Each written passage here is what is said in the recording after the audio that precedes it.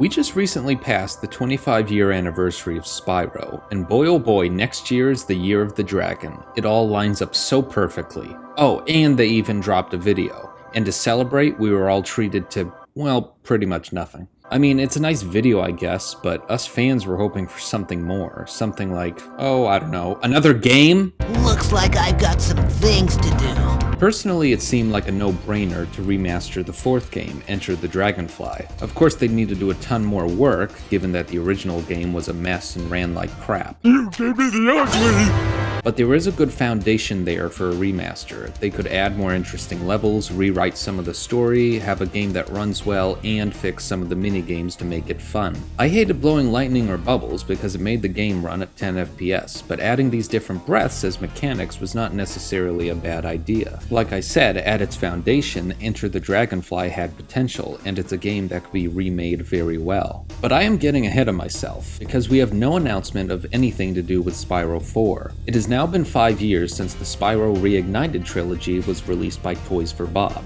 The remastered trilogy was highly acclaimed by pretty much everyone, and I thoroughly loved diving back into these games as well. It was everything I hoped for at the time. But what about sales? Incredibly, the remastered bundle recently passed over 10 million units sold. This is pretty much the same outcome the remastered Crash Bandicoot bundle experienced. Also developed by Toys for Bob, the Crash N. Sane trilogy reviewed extremely well and passed 10 million sold as of February 2019. Crash fans were rewarded with a new game, Crash Bandicoot 4: It's About Time. Clever naming for sure. It was also received pretty well by everyone, and a lot of OG fans looked forward to it.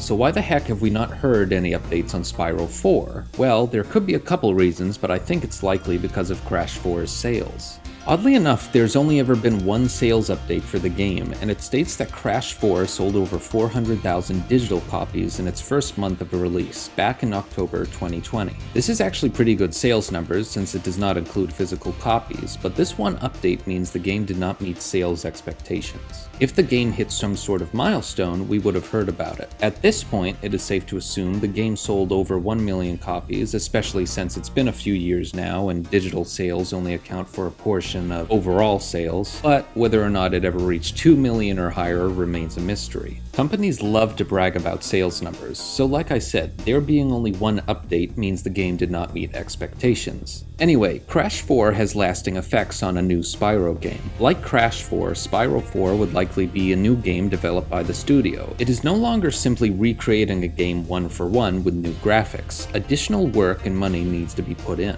You need to create and plan levels, new art and assets, a story, characters, etc. That's much more than a remaster. Now obviously the two trilogy bundles and Crash 4 did not need AAA game budgets, but Toys for Bob is not an indie or even a AA studio. Unfortunately, Activision is the publisher, and they likely weren't happy at all about Crash 4's performance. I think I'm gonna be sick.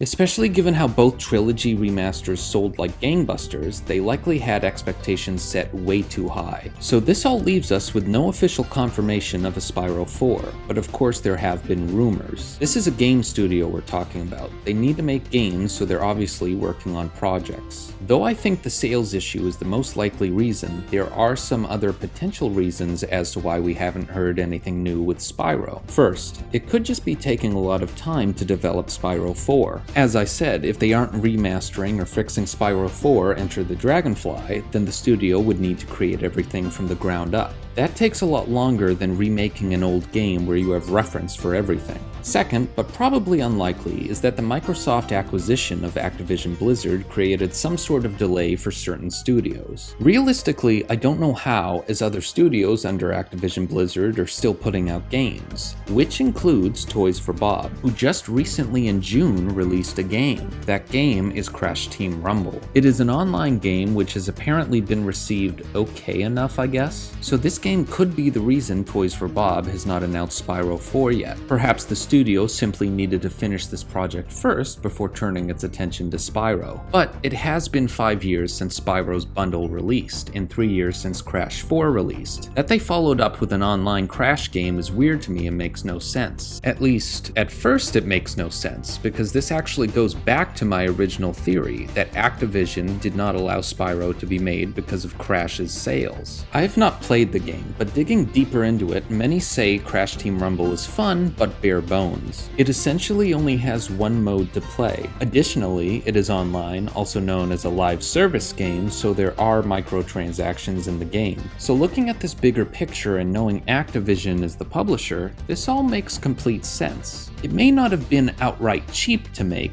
but an online game with resources only going toward one mode instead of many essentially means it has a better chance of making a profit, which fits extremely well with Activision's business model. Do the bare minimum, but maximize the profits. There was even an article where Toys for Bob had to come out and say that Activision still cares about Crash, promising there will be more of Crash in the future. They had to say this because this looked like one of those situations where the studio or Crash, the IP, was going to be killed by Activision if the game did not perform well. So suddenly, not announcing Spyro 4 makes a lot more sense in this context. Heck, even if none of my reasons are actually true, it's still not good news that it's been 5 years since the Reignited trilogy. No matter which way you look at all this, one thing's for certain, none of this is good news for Spyro fans. So where does this all leave us? Interestingly, as of September 19th, an article by Screen Rant was published where they interviewed the Spyro composer, Stuart Copeland, and the Toys for Bob studio head, Paul Yan. In it, various questions were asked, including how Paul Yan felt about Spyro crossing 10 million sold. In response, he stated that it's inspired a lot of conversation and discussion about what might come next, which excites him. Following up after that, Screen Rant asked what kind of future potential Paul sees with the Spyro franchise. He responded by saying there is great demand and that the studio loves Spyro. Beyond that, he could not say much more.